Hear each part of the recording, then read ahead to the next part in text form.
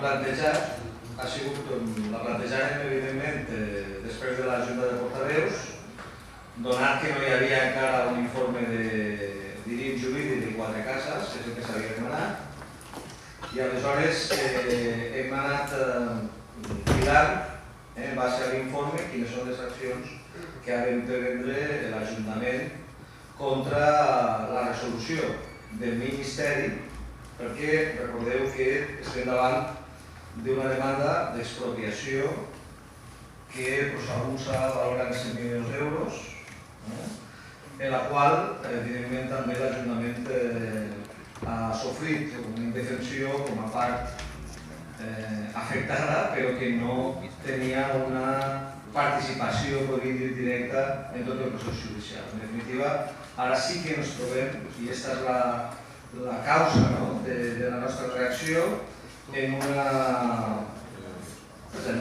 situació d'extrema gravetat. Estem probablement davant podríem dir, d'una de les majors agressions contra la nostra ciutat en una demanda d'expropiació que, evidentment, ens afecta a nosaltres com a administració, podríem dir, més dèbil.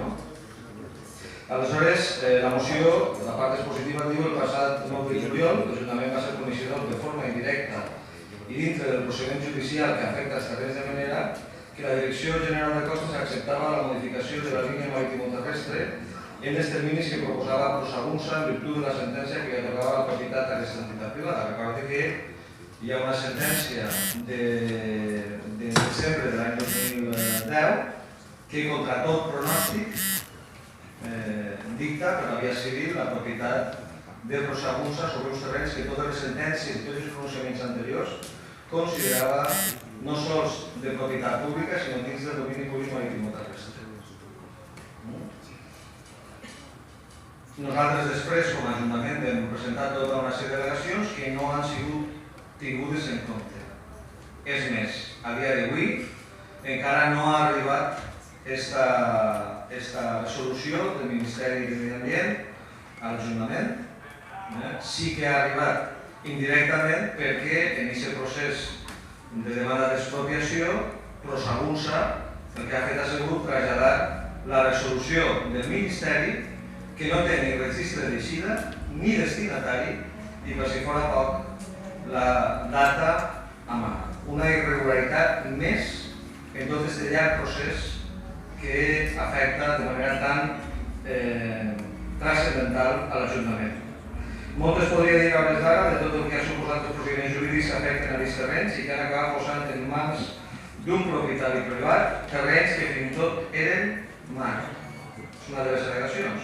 L'Ajuntament ha demostrat que part dels terrenys que la sentència adjudica a Prosagunsa eren mar i per tant, segons la llei de costes, no poden ser de cap manera, no poden passar a una propietat privada i molt menys d'excloure's del domini públic marítim-terrestre. No obstant això, i malgrat totes les obres sospites que afecten aquests procediments, la situació actual és que l'Ajuntament, per la deixadesa de l'administració estatal, que és la principal responsable, per activa i per passiva,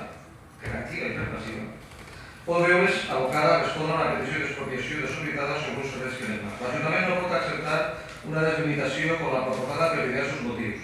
El primer, que cap sentència sobre la propietat exclou el compliment de la llei de costes, la qual diu que els terrenys que complisquen unes determinades característiques hauran de considerar-se domini públic marítim-terrestre, és a dir, que no pot una sentència civil que afecta la propietat incomplir la pròpia llei de costes, que en els seus articles 3, 4 i 5, en diversos punts, explica com s'ha de determinar el domini públic marítim-terrestre. I de fet, quan hi ha algun tipus de dubte, s'ha de procedir a una sèrie de procediments físics, acates geològiques, que determinen que en el subsol no hi ha restes que allò ha sigut mar. Bàsicament és això. I així no s'ha produït. Recorde, per cert, que en altres delimitacions que afecten al nostre municipi, els responsables de costes han ampliat el domini públic marítim o terrestre precisament basant-se en estudis geològics. I així, sense que medie cap tipus d'estudi, simplement per una sentència, se modifica d'una manera importantíssima la línia maritimo-terrestre per a deixar fora uns terrenys que la sentència definitiva ha determinat que són de propietat privada. I a més, s'ha de tenir en compte que, com ha demostrat l'Ajuntament, no hi ha una coincidència entre el que Prosadum se demana en la seva firma registral amb la realitat. Per molts altres motius que ara no anem a enumerar. Com diem nosaltres també en la moció, d'aquesta qüestió la Direcció General de Costes obvia en un exercici responsable al respecte de les seves competències fer cap pronunciament ni aportar cap informe geològic al respecte. Arribat a l'extrem que el compliment d'una sentència, aquesta seria la paradoxa, puga dur associat incompliment de la llei de costes, com en aquest cas. En segon lloc, que no s'ha considerat en cap cas les al·legacions de l'Ajuntament que afecten de manera directa tant al qüestionament de la delimitació de la propietat com en el propi expedient de delimitació. És per això que davant d'aquesta situació es proposen els següents acords.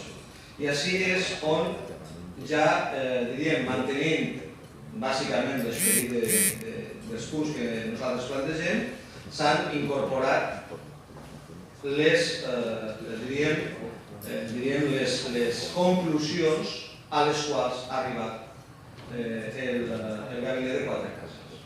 Què és el que diu l'informe de Quatre Cases? Evidentment, fa una anàlisi pormenoritzat dels antecedents i planteja les diferents vies per a atacar aquestes diverses conseqüències del pronunciament judicial.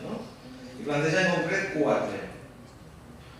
Algunes valora que poden ser més viables o poden tenir major èxit i altres que, evidentment, tenen algunes debilitats procedimentals. La primera, que seria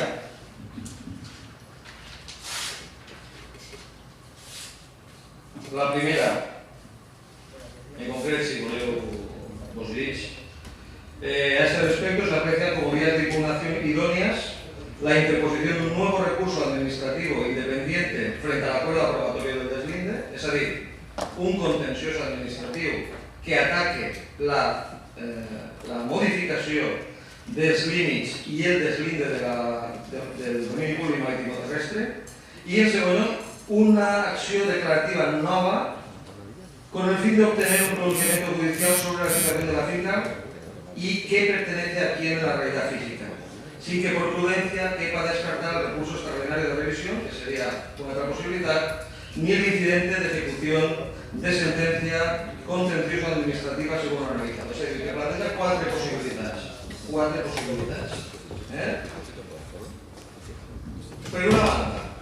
Per una banda, la revisió de la sentència de propietat, la de desembre de l'any 2010, que considerem que no s'ajusta a dret, és a dir, la pròpia essència de la titularitat, i tornar, per tant, intentar tornar a la situació anterior a la sentència, és a dir, que els terrenys són de titularitat pública, d'acord? I una altra via contenciosa administrativa nova per a determinar que els límits de la parcel·la i de la demarcació del domini públic marítim terrestre no se corresponen a la resolució del Ministeri. 2. Però, què és el que pensem que s'ha de fer? El recurs extraordinari de revisió i també el que seria l'incident d'execució de la pròpia sentència. Són 4 que nosaltres considerem que totes s'han d'interposar de manera immediata perquè també tenim uns terminis que van corrent i que són importants perquè no hi hagi cap tipus d'inconvenient en tot el procediment judicial. Aleshores, el que he llegit abans s'afegeix